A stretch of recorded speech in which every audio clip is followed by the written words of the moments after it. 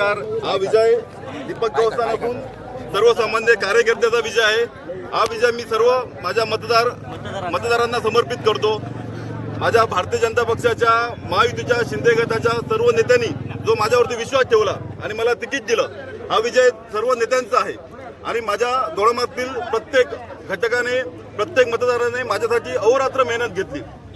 महायुतीच्या सर्वच पदाधिकारी, आपल्या शिंदे गटाचे तालुकाध्यक्ष म्हणा, देसाई साहेब, महानाईक, प्रवीण गवस, शैलेश दळवी आणि सगळे प्रमुख नेते, भारतीय जनता पक्षाचे चेतनजीत चव्हाण, पराशर सावंत, देवा शेटकर, आनंद, प्रमुख एक नाव घेईल म्हणजे आनंद तळणकर, जे स्वतः इच्छुक उमेदवार म्हणून होते, पण त्यांनी माझ्यासाठी जी मेहनत मी स्वतः एकट्याने घेतली नाही तेवढी त्याने घेतलेली आहे.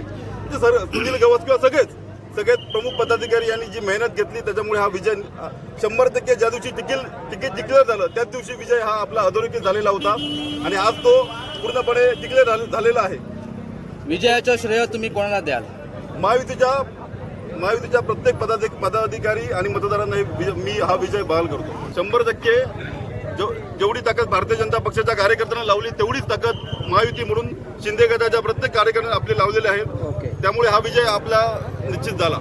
अजून एक बोलायचं होतं, ज्यांनी पक्षाच्या विरोधात काम केलं त्यांना भारतीय जनता पक्षामध्ये जागा नाही. आणि ज्यांनी आमच्या आदरणीय राणे साहेबांचा, रवींद्रजी चव्हाण साहेबांचा शब्द मोडला, त्यांना भारतीय जनता पक्षाचे दरवाजे कायमस्वरूपी बंद आहेत.